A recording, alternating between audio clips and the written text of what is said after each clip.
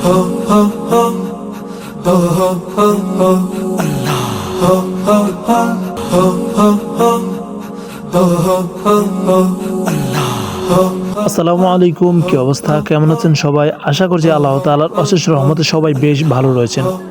এখন বাজে রাত 5:30। এখনো পর্যন্ত ফজরের নামাজ আদায় করিনি। ফজরের নামাজটা শেষ করেই আমরা ছোটোখাটো একটা অটো গাড়ি নিয়ে চলে গেলাম খেজুরের রস খাওয়ার উদ্দেশ্যে। আর আমরা যাওয়ার পথেই অনেকগুলো দৃশ্য আপনাদের জন্য ক্যামেরাবন্দি করেছি।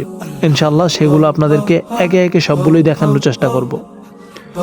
মূলত আমরা যেই জায়গাতে খেজুরের রস খেতে গিয়েছিলাম সবকিছু আপনাদেরকে চিনিয়ে দিব ইনশাআল্লাহ। সেখানকার যে পরিবেশ মাশাআল্লাহ অসাধারণ ছিল। যেতে যেতে কুয়াশা মাখা রাস্তার পথ, গ্রামের আঁকাবাঁকা মেঠু পথ, মাশাআল্লাহ সবকিছুই দারুণ ছিল। মূলত আমরা 3 জন গিয়েছিলাম, আমি, নাইম এবং আপন। আমি যেহেতু এখন ক্যামেরার বাইরে, এই জন্য হয়তো আপনারা আমাকে দেখতে পাচ্ছেন না। ইনশাআল্লাহ কিছুক্ষণ পর আমিও ক্যামেরার সামনে আসবো, তারপর আমাকে দেখতে পাবেন। গ্রামের পথগুলো দেখতে মাশাআল্লাহ অনেক বেশি সুন্দর লাগতেছিল। আর এইখানে কিছু কিছু ছেলেরা ফটোগ্রাফি করতেছিল। মাত্রই সূর্য উঠতেছে, আর এইখানে আপন তাদেরকে ডিরেকশন দিতেছিল যে এইভাবে করো, ওইভাবে করো। ইতিমধ্যে আপনের চায়না ফোনটা মাটিতে পড়ে গিয়ে সেইটাতে কিছুটা ময়লা ঢুকে যায়। সেই ময়লাকে উদ্ধার করার জন্যই আপন সেইটাতে প্যারাক মারতেছে বা খোঁচা মারতেছে। আচ্ছা যাই হোক, অবশেষে আমরা দেখতে দেখতে সূর্য উঠেই গেল। মাশাআল্লাহ এই দৃশ্যটা অনেক বেশি সুন্দর ছিল। এখন আপন আর নাইম ফটোগ্রাফি করতেছে, চলুন আমরা তাদের দৃশ্যগুলো দেখি। আগের মতো ধরবা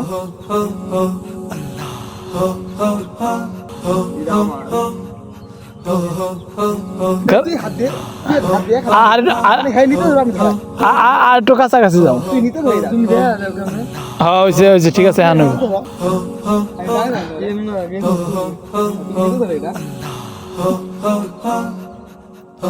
একজনের তো ফেসবুক না। হ্যাঁ অন ফেসবুক অন।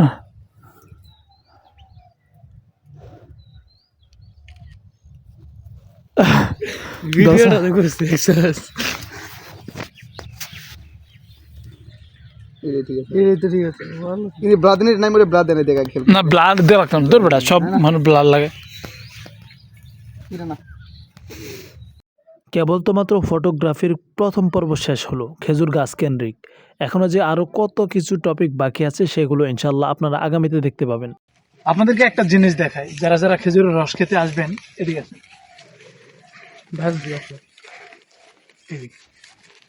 আপনারা দেখবেন যে যে সমস্ত গাছ থেকে এইরকম একদম সাদা রস বের হয়, কাইন্ডলি চেষ্টা করবেন সেগুলো না খাওয়ার, কারণ এইটাতে আপনি রসের কোনো তৃপ্তিই পাবেন না। আর যেগুলোতে দেখবেন হালকা হালকা ওই ঘিয়ে কালার হয় সেগুলো খাওয়ার চেষ্টা করবেন। কারণ গত বছর আমি আর আমার বন্ধু সিয়াম এই যে এইরকম 3-4 গ্লাস রস খাইছিলাম, কিন্তু ভাই কোনো মজাই পাই নাই। তারপরে এই গাছ থেকে আর ওই রকম ভালো রস নামাইছিল, বড় গাছের রস, আলহামদুলিল্লাহ সেগুলো অনেক বেশি ভালো লাগছিল। দেখতে থাকুন। এই দিক দিয়ে আমরা ফটোগ্রাফি করতে করতে ওই দিক দিয়ে কাকা তার নিজস্ব রস নিয়ে খেজুরের রস নিয়ে আমাদের জন্য হাজির। দেখতেই পাচ্ছেন যে কাকা খেজুরের রসের ভারে হাঁটতেই পারতেছে না।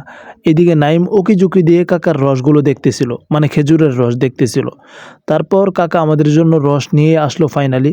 এখন আমরা একে একে সেই রসগুলো খাবো, খেয়ে তারপর ইনশাল্লাহ আপনাদেরকে জানাবো কেমন হয়েছে। এখানে শুধু মানুষ আমরাই না, এখানে আরও অনেক অনেক মানব রয়েছে, তারাও আমাদের জন্য এরকম গুল্লা পানি বা রস খেতে এসেছে। খেজুরের রসগুলো দেখতে ড্রেনের গুল্লা পানির মতো দেখা যায়, কিন্তু তার টেস্ট মাশাআল্লাহ অন্যরকম। যাই হোক, এইদিকে 2টা ছেলে সূর্যের সামনে দাঁড়িয়ে রসের বোতল হাতে নিয়ে নানান অঙ্গি ভঙ্গিতে ফটোগ্রাফি করতেছিল, কিন্তু তারা না বোঝার কারণে আমাদের আপন তাদেরকে নানান কৌশলে ফটোগ্রাফি করা শিখিয়ে দিচ্ছিল। আর আপন আমার ভিডিও করা দেখে এমনভাবে তাকাইছিল যেন গত বছরের 200 টাকা এখনো পর্যন্ত পায়। আর আমরা ভিডিও করতে করতেই পিছন দিয়ে দেখলাম যে কাকা পানি ছিটাইতে তার গ্লাস এই সেই আধ্যাত্মিক যন্ত্রপাতি নিয়ে হাজির। তারপর কাকা এখানে একটা একটা করে লোকজন গণনা করে নিল যাদেরকে রস খাওয়াবে। কাকার গণনা করার স্টাইল দেখে এইটাই মনে হলো কাকা যেন এদের থেকে রস বের করে খালি বোতলগুলোতে রাখবে। এই ভিডিওর ক্যামেরাম্যান যেহেতু আমি, এই জন্য আমাকে বিভিন্ন অ্যাঙ্গেল থেকে বিভিন্ন শটগুলো নিতে হচ্ছিল। আমি দেখছিলাম যে কেমনভাবে আমার ভিডিও ফুটেজগুলো সুন্দর করা যায়, একবার এদিক থেকে তো অন্যবার ওদিক থেকে, এইভাবে ভিডিও শ্যুটগুলো নিচ্ছিলাম। ভিডিও শ্যুট নেওয়ার এক পর্যায়ে আমি খেয়াল করলাম যে নাইম আমাকে দূর থেকে ইশারা দিয়ে হাত দিয়ে বোঝাচ্ছে যে তাকে এখনো পর্যন্ত এক ফোঁটাও রস খেতে দেওয়া হয়নি। আসলে কাকা এটা অনেক বড় একটা অন্যায় করেছে। তারপর আমাদের সামনে রাখা হলো পিচাসের রক্ত কিংবা মঙ্গল গ্রহের গুল্লা পানি। তারপর প্রথমে আমি টেস্ট করলাম। আলহামদুলিল্লাহ, এই বছর প্রথম খেজুরের রস খাইলাম। গত বছর প্রথম খেজুরের রস খাইছিলাম, কিন্তু তারপরে আবার 4বার খাইছিলাম। এই বছর আলহামদুলিল্লাহ প্রথমবার খাইলাম। এখনও পর্যন্ত তো ভবিষ্যৎ জানি না, এই জন্য আগামীটা জানি না। আমি রস খাওয়ার পরই আমার বন্ধু নাইম খেজুরের রসটা খাইলো। তারে বলছিলাম যে বৈশা খাইতে, সেও বৈশা খাইলো না। আপনরে বলছিলাম বৈশা খাইতে, সেও বৈশা খাইলো না।